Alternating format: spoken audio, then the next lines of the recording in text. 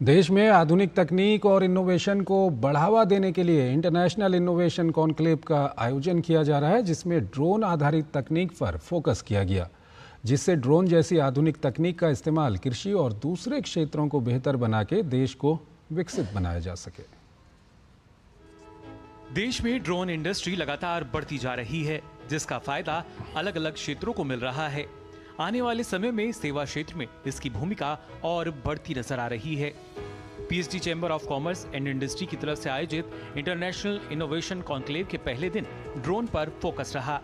Conclave में राष्ट्रीय कौशल विकास निगम के सीईओ वेदमणि तिवारी ने कहा कि कृषि क्षेत्र और दूसरे क्षेत्रों में ड्रोन का इस्तेमाल बढ़ रहा है और नई तकनीक के चलते लगातार युवाओं को कौशल विकास का प्रशिक्षण दिया जा रहा है। ड्रोन क्योंकि नई टेक्नोलॉजी है तो इसमें बहुत स्किल्स की ज़रूरत है। देश में बहुत लाखों ड्रोन्स बनने हैं तो मैन्युफैक्चरिंग की स्किल्स लोगों को सीखनी है। ड्रोन्स काफ़ी कुछ एक्सीडेंट प्रोन होते हैं बिकॉज वो फ्लाइंग ऑब्जेक्ट्स हैं, तो बहुत स्किल्स की ज़रूरत है कि जो उनके रिपेयर्समैन को दे सकें। कॉन्क्लेव में पहुंचे बीजेपी के राष्ट्रीय महासचिव तरुण चुग ने कहा कि देश को विकसित बनाने में ड्रोन भी महत्वपूर्ण भूमिका निभाता नजर आएगा, क्योंकि इसके जरिए न सिर्फ ड्रोन दीदी पहल से महिलाएं सशक्त हो रही हैं, साथ ही युवाओं को रोजगार के लाखों अवसर मिल रहे हैं। प्रधानमंत्री नरेंद्र मोदी जी ने इस विषय को लेकर हर एक मंडल में एक ड्रोन दीदी होनी चाहिए, जो देश की कृषि को एक नई ऊंचाई तक ले जा सके और जोखिम रहित तरक्की वाला एक माध्यम बन सके। और ये ड्रोन इंडस्ट्री भारत की जीडीपी में 2% की हिस्सेदारी की ओर बढ़ रही है। लगभग 1000 करोड़ रुपए का नया व्यापार शुरू हो रहा है।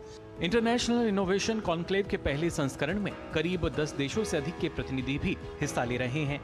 आयोजकों का कहना है कि भविष्य में इस तरह के कॉन्क्लेव का आयोजन होगा, जिससे देश के विकास में अहम भूमिका निभाई जा सके।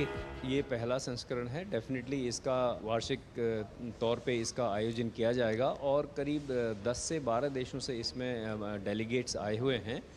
और यहाँ पे एक एग्जीबिशन भी लगी है, जिसमें आप देख सकते हैं कि अलग अलग तरीके के ड्रोन्स यहाँ पे डिस्प्ले में हैं और कैसे वो इंडियन एग्रीकल्चर को ट्रांसफॉर्म कर सकते हैं, कैसे उसमें सीड सोई। देश में एक तरफ जहां केंद्र सरकार इनोवेशन, सतत विकास और वैश्विक प्रतिस्पर्धा का समर्थन करके मजबूत औद्योगिक इकोसिस्टम को बढ़ावा दे रही है, वहीं इस तरह के आयोजन विकसित भारत की नींव को मजबूती देने का काम कर रहे हैं।